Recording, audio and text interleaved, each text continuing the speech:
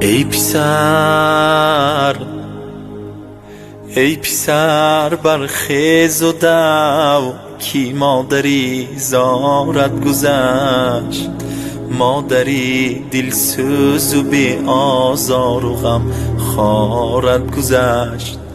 تو در این شهری غریبی بی خبر تنها و زار، مادری در یاد تو بر غم گرفتارت گذشت.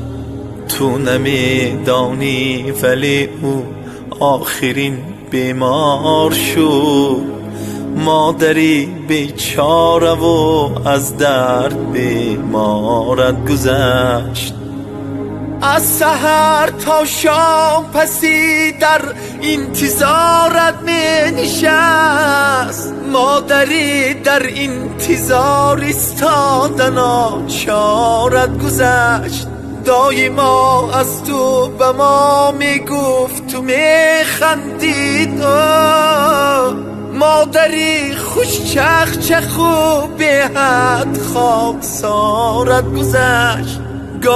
گاه از حول ما آب می برد با ستیل، مادری آزاده و هم تازه کردارت گذشت.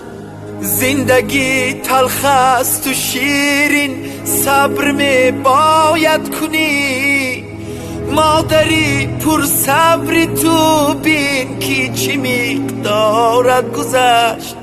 مادری پر صبری تو بین کی چی مقدارت گذشت.